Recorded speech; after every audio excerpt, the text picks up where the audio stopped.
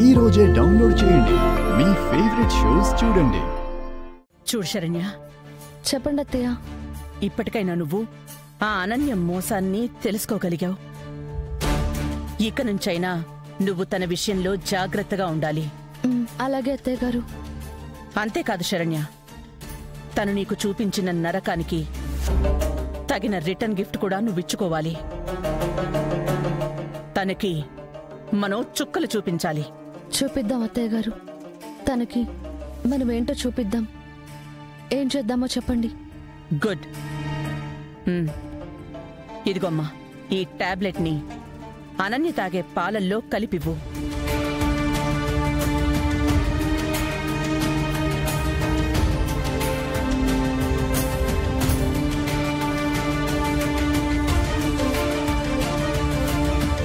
సరేనా? ఓకే అత్తయ్య గారు.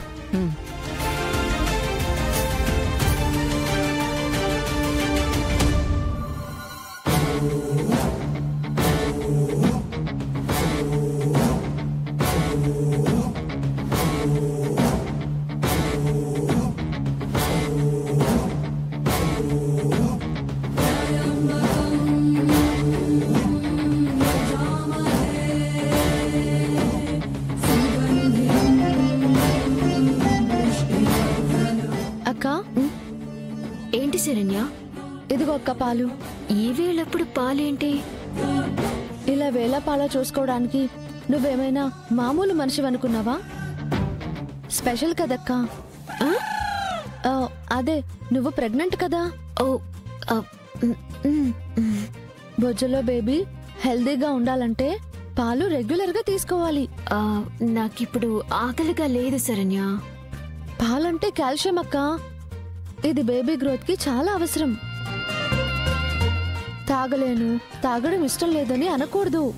కష్టమైన తాగాలి. ఇదిగో తీసుకో అక్క. పిచ్చి మొహం, ఎమోషన్ ఫుల్. పాపం నా గురించి ఓవర్ ఎక్సైట్ అయిపోతుంది. సరే శరణ్య, నీకోసం తాగుతాను. నా కోసం కాదక్క, లోపల బేబీ కోసం తాగు. తాగు.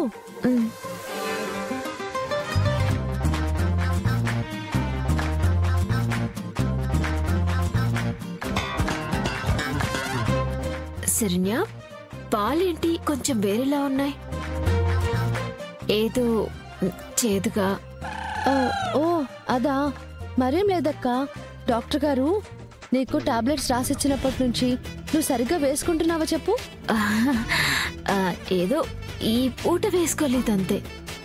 నువ్వు అవి చేదుగా ఉంటున్నాయని వేసుకోవట్లేదని నాకు అర్థమైంది. అందుకే టాబ్లెట్స్ తీసి నీ పాలలో కలిపిచ్చాను.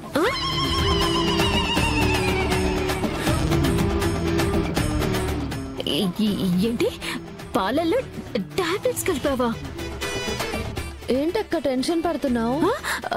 పాలల్లో అలా టాబ్లెట్స్ కల్పిస్తే ఏం అవ్వదంట డాక్టర్ గారు చెప్పారక్క.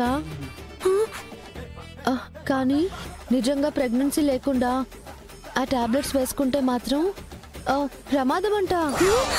వాటి పవర్ కి ఫ్యూచర్ లో వాళ్ళకి ప్రెగ్నెన్సీ రాదంట.